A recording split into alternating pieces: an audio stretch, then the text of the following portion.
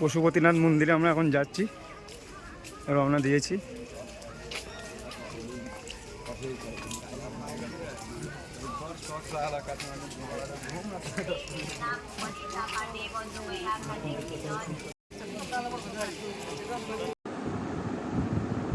প্রথমে যখন আমি নেপাল যাব বলে সিদ্ধান্ত নিলাম, তখন অনেকেই আমাকে বলেছে ওখানে দেখার মতন কিছু নেই। এ কথা শুনে মনটা খানিকটা দমে গিয়েছিল, কিন্তু মুক্তিনাথের ছবি দেখে স্থির সিদ্ধান্ত নিয়ে আমি আর আমার শালা সঙ্গে আরও 3টি যুবকের যাওয়া আসার টিকিট আর কাঠমান্ডুতে এক রাতের জন্য থামেল অঞ্চলে হোটেল বুক করে ফেলি। 2রা সেপ্টেম্বর মিথিলা এক্সপ্রেস ট্রেনে 3:50 রক্সলের উদ্দেশ্যে রওনা দিই। 9:15 পৌঁছানোর কথা থাকলেও আমরা 1 ঘন্টা পূর্বেই রক্সল পৌঁছে যাই।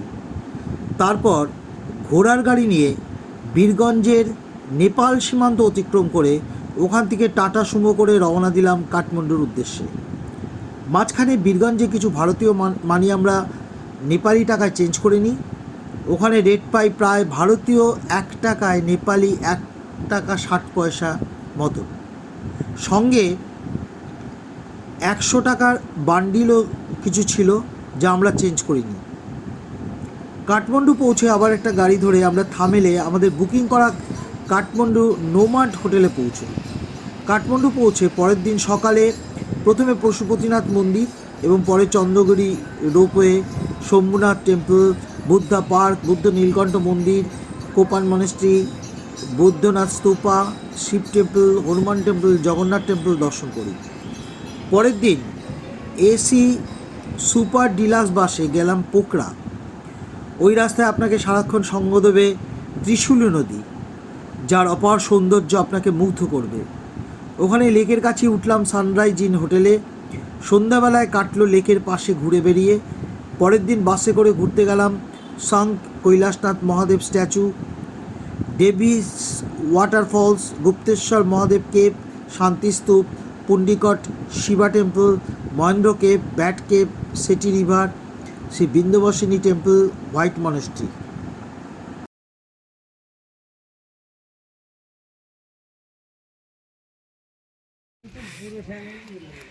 সাই নাকি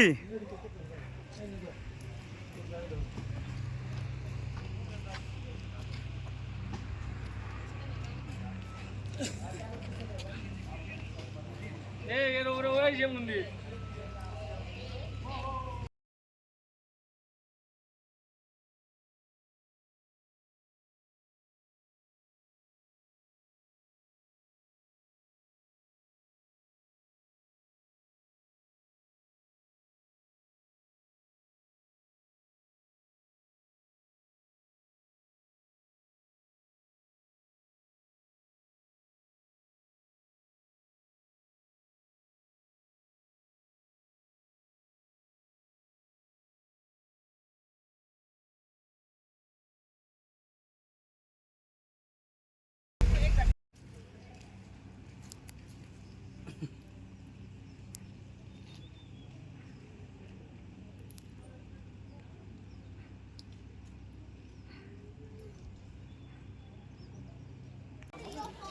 রাজা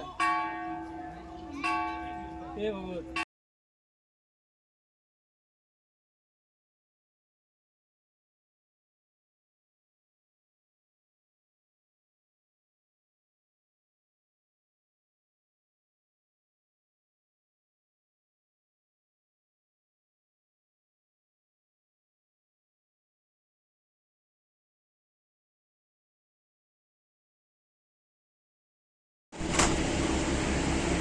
এই বাসটায় করে আমরা যাচ্ছি।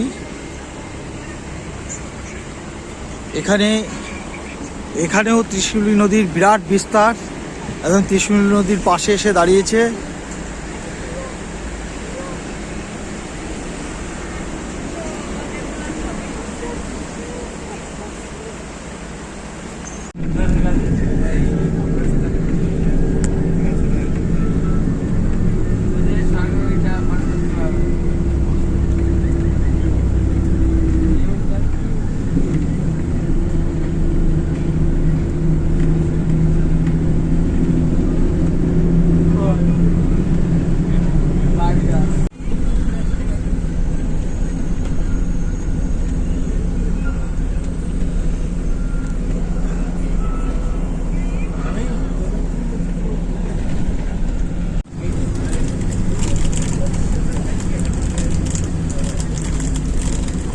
রাস্তায় যাওয়ার পথে।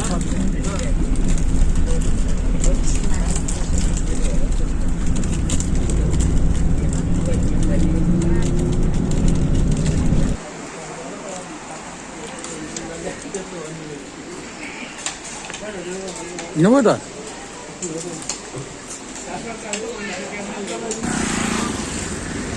এই হচ্ছে আমাদের হোটেলটা, hotel sunrise in and restaurant. এই হোটেলেই বর্তমানে আছি আমরা, ফেয়ার লেকের একদম পাশেই।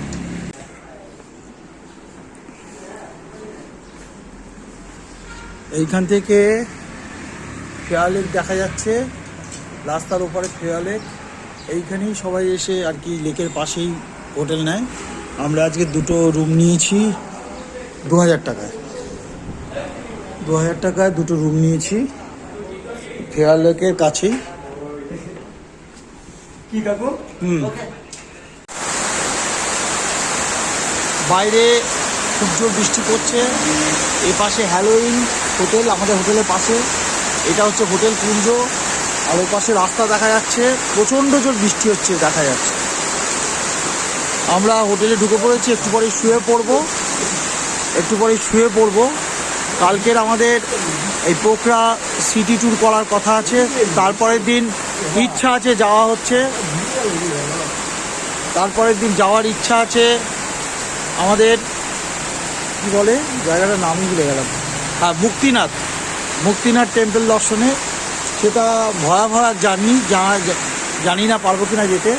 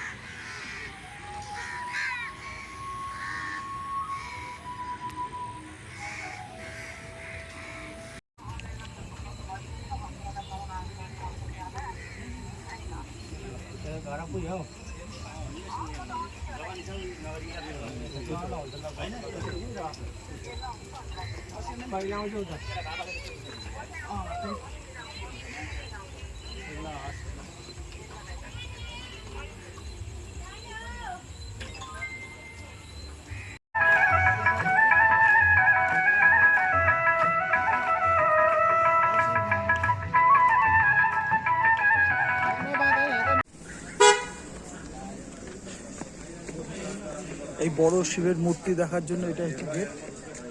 গেটের ভেতরে দেখা যাচ্ছে বড় শিব মূর্তি।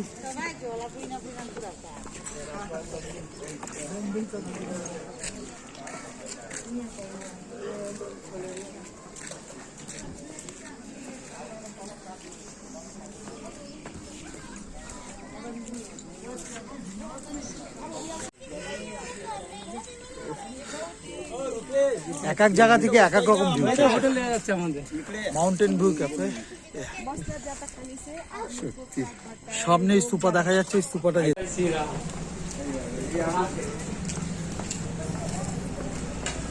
হচ্ছে ওই ডেভিস ফল। এই ডেভিস ফলে এখন আবার ঘুরতে যাবো, ডেভিস ফল।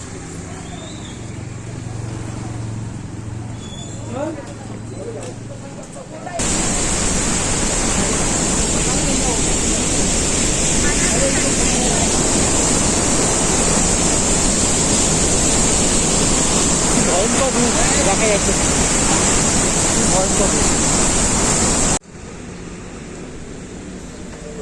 Gupteshwar Mahadev exam gate. এখান দিয়েই ওই গুপ্তেশ্বরে ঢুকতে হবে। গুপ্তেশ্বরের এই হচ্ছে গেট, এই গেট দিয়েই গুপ্তেশ্বরে প্রবেশ করতে হবে। উপরে শিবের মূর্তি, ভেতরে এখন পুরোপুরি যেতে দিচ্ছে না, কারণ জলে ডুবে রয়েছে, জলের লেভেল অনেক হাই হয়ে গেছে বলে ভেতরে পুরোপুরি ঢুকতে দিচ্ছে না। যতটা খুবই পিচ্ছিল হয়ে গেছে জায়গাটা, এই জায়গাটা দিয়ে ঢুকতে হবে। ঢুকলাম,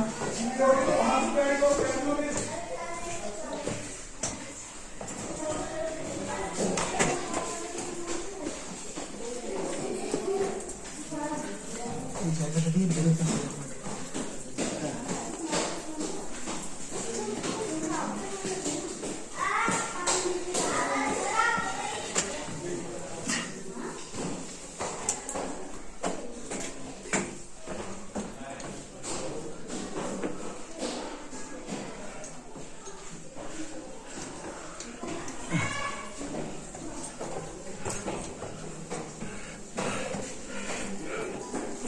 হ্যাঁ, বেরিয়ে এসছি।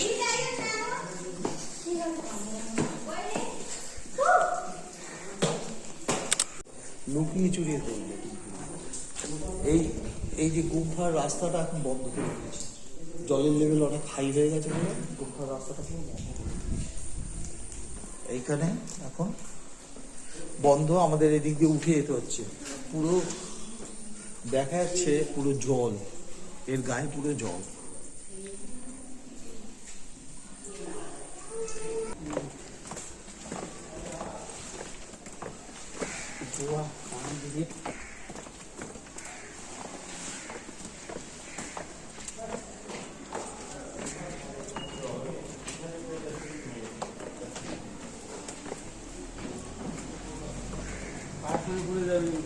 হ্যাঁ, পাস করতে পারবো।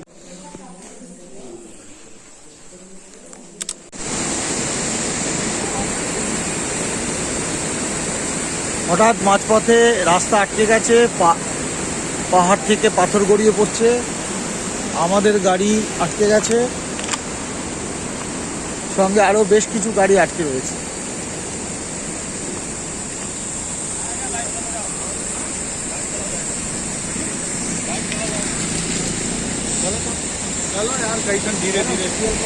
সব গাড়িগুলো আটকে রয়েছে সামনে। এরপর আমাদের সব থেকে রোমাঞ্চকর জার্নি ছিল মুক্তিনাথ দর্শন। মুক্তিনাথের পথে পথে যে আশ্চর্য ভয়ঙ্কর সৌন্দর্য লুকিয়ে আছে তা নিজের চোখে না দেখে বোকরা থেকে মুক্তিনাথের পথে আপনারা প্রথম দর্শনেই দেখতে পাবেন বরফাবৃত অন্নপূর্ণা রেঞ্জ। এরপর রাস্তায় বারবার ফিরে ফিরে আসবে ধবলগিরি রেঞ্জ। আর এই জার্নিটা অবশ্যই গাড়ি ভাড়া করে গেলে ভালো লাগবে।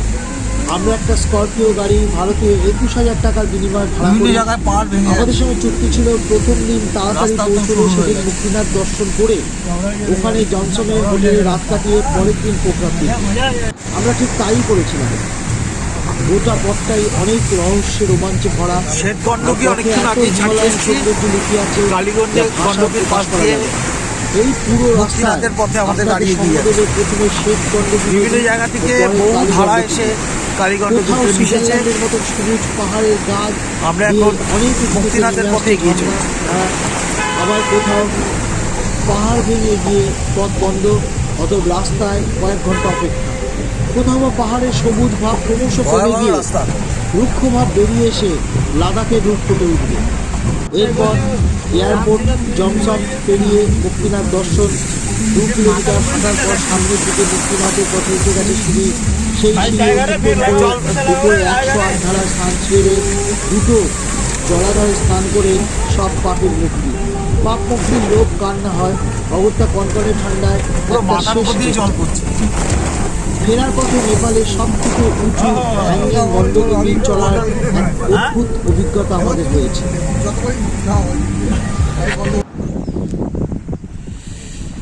প্রায় 5 ঘন্টা গাড়ি চলার পর ঘাসা চেকপোস্টে এসে দাঁড়িয়েছে। ঘাসা থেকেও পারমিট করানো যায় লোয়ার মুস্তাঙে যাওয়ার জন্য বা মুক্তিনাথে যাওয়ার জন্য।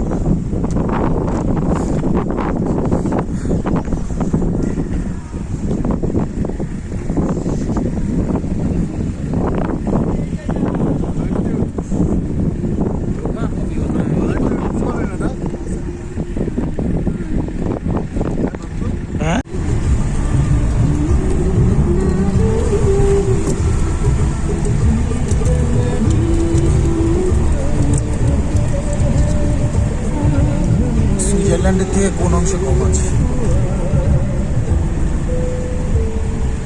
যা সিনারি,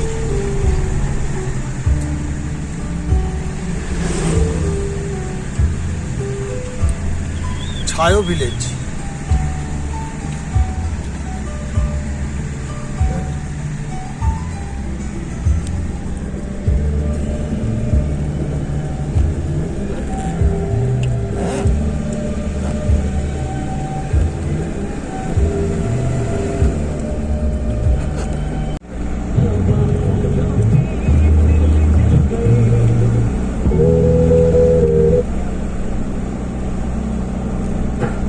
লেটে 26 কিলোমিটার, লেতে 26 কিলোমিটার, 26 কিলোমিটার। কমসম।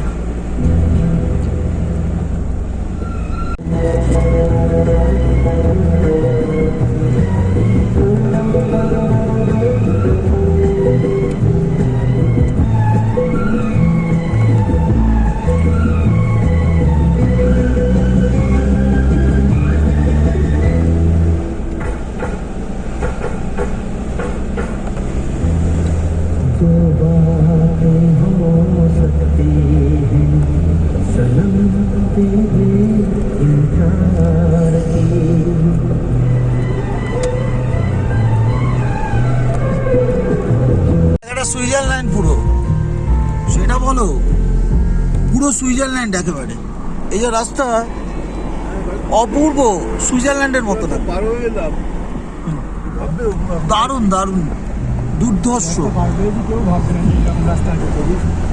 আমি তো দেখছি এটা পুরো সুইজারল্যান্ডের মতন লাগছে।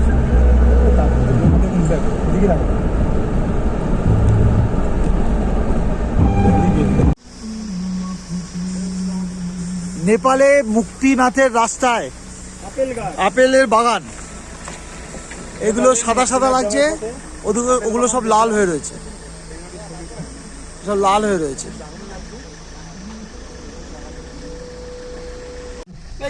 পাহাড়ের মধ্যে কেমন খাঁচ কাটা গুহার মতন হয়ে রয়েছে, গুহা গুহা।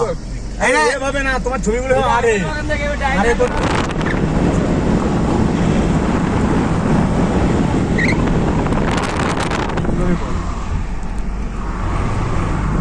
সেগুলো কি সব আমরা শিখে দেবো নাকি?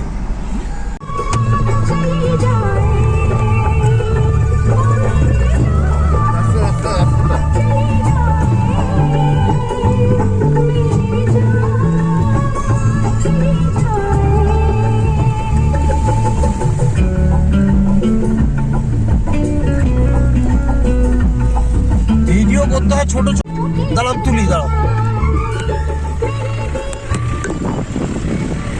আপেলের গাছ,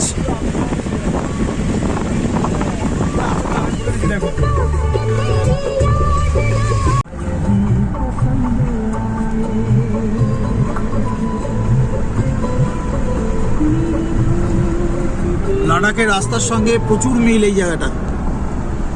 আস্তে আস্তে গাছগুলো সব নেড়া হয়ে যায়।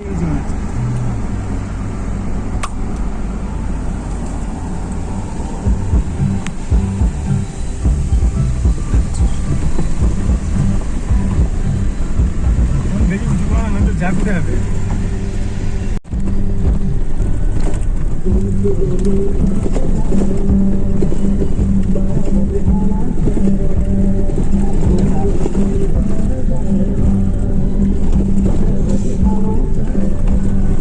আপেলের বাগান পাশে। এখানে রেডি করা হোক।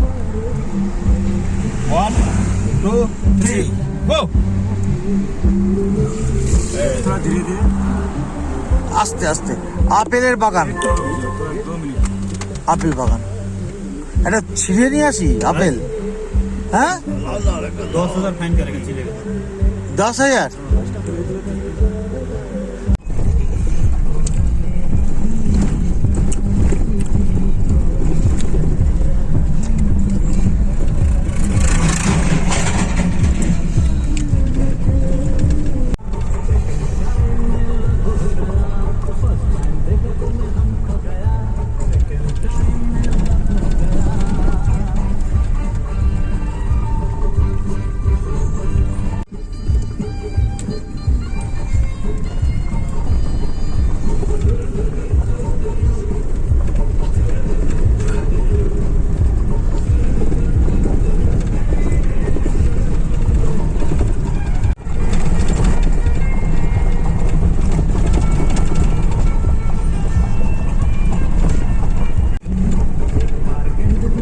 ওদিকে এয়ারপোর্ট দেখা যাচ্ছে,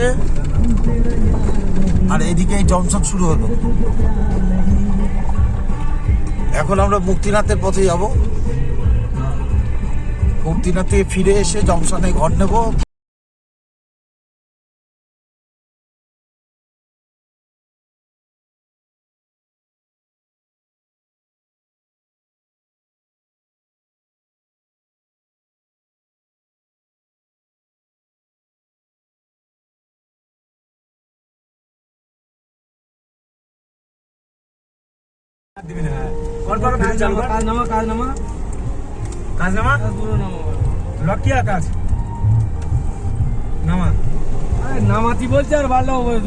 মুক্তিনাথের পথে কাজ তখন লক ছিল, তুই ভালোভাবে কর ভিডিওটা।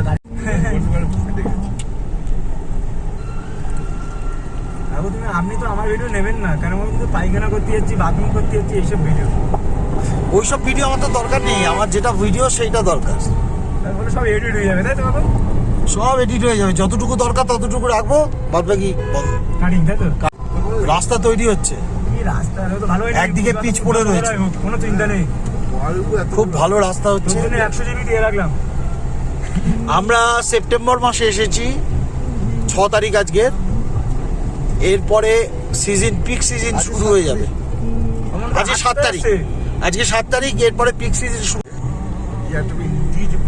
কি রাস্তা, এই যে বলেছিলাম না, লাদাখের সঙ্গে প্রচন্ড মিল আছে। প্রচন্ড মানে মিল তো, লাদাখই তো মিল। ও লাদাখ তো, ও ফেল আরো, ও ফেল, লাদাখ ফেল। আমি সামনে গিয়ে দেখতাম না ছবি, আমি যা করতাম না। তুই ফোনের দিকে খেয়াল রাখিস। লাদাখি এরকম নাকি? হ্যাঁ, একদম এরকম রাস্তা, কোনো ইয়ে নেই, গাছপালা কিচ্ছু নেই পাহাড়ে। লাদাখের তো আরো লাল। কি রাস্তা,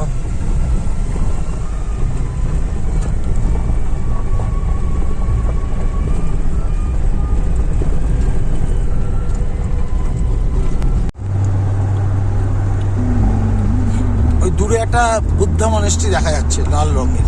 কিন্তু লাল বাড়িটা নেই। লালবাইটা আসুক, কাছে আসি তো এদিকে চলে আসবে।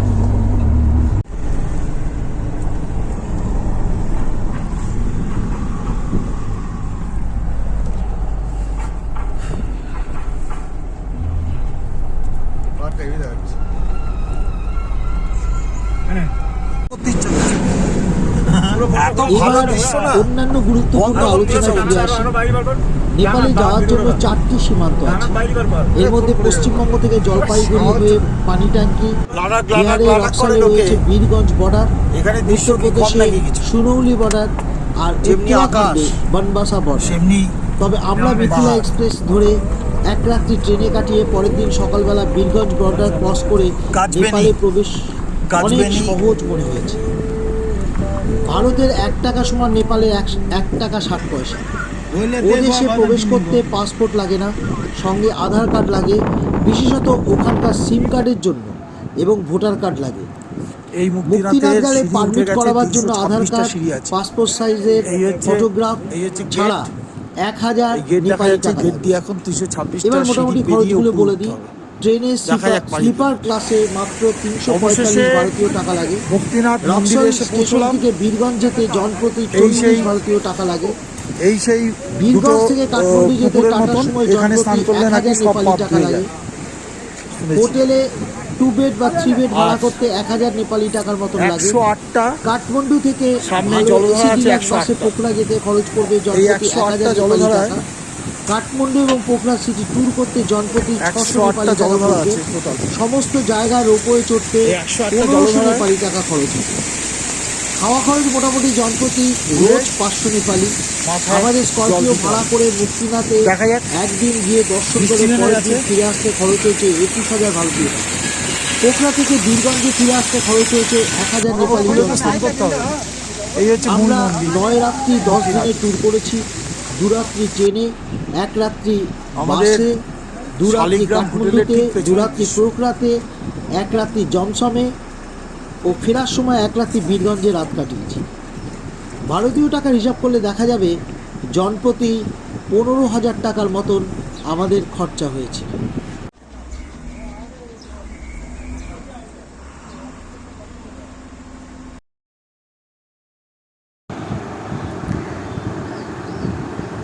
নেপালে ট্যুর করার পক্ষে প্রায় সারা বছরই যাওয়া যেতে পারে, তবে বর্ষাকালটাকে অ্যাভয়েড করলেই ভালো।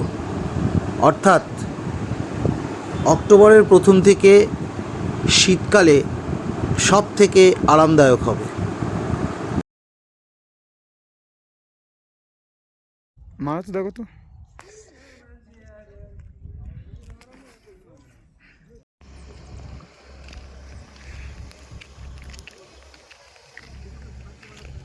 যে বরফের পাহাড়টা দেখতে পাচ্ছি না, হ্যাঁ আমি ওই উপরে উঠে তুলেলাম একটা।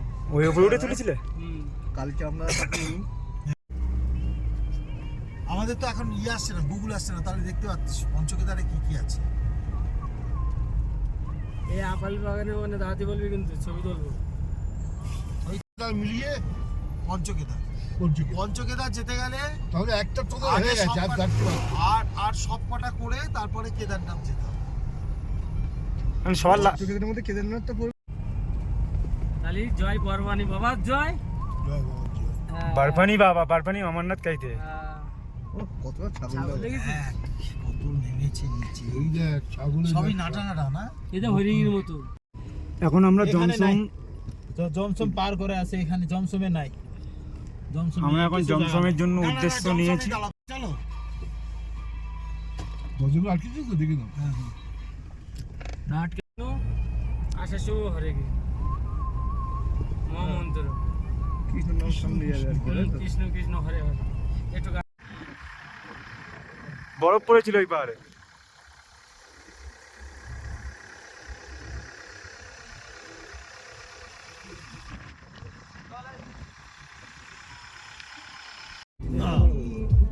एक बार की रात की खाना हो जाएगा। आप लोग पोखरा में एक रूम लिए के 2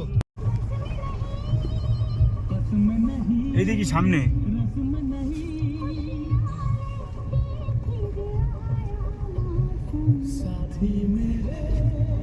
हाँ, इधर में 5 को एक जगह में नहीं देगा। हाँ, हाँ हम आप लोग को सेटिंग करके रख देगा। 5 लाख में एक 2 रूम लेगा तो आप लोग को खर्च।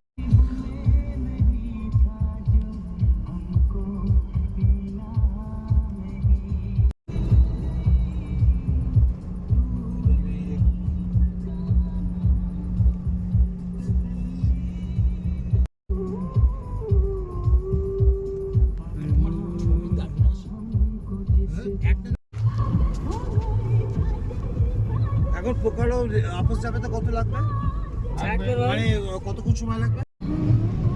পুরো বরফের পাহাড়, হ্যাঁ বরফ গুলি গুলি পড়ছে দেখো। বরফ গুলে গুলে পড়ছে মন্টুদা। আমি ওখান থেকে আমার দৌড়ো।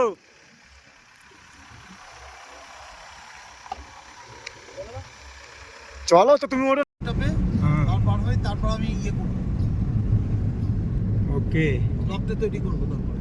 ওকে বলতে হয় নেপালের মাটি বুঝলি। হ্যাঁ না না মানতে হবে, নেপাল নেপাল ভাই। নেপাল। হ্যাঁ হ্যাঁ হরে কৃষ্ণ। হরে কৃষ্ণ।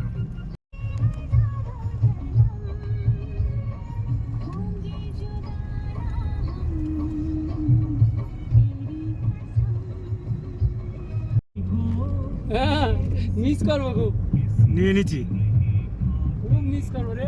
তাহলে একটু জুম করে নি।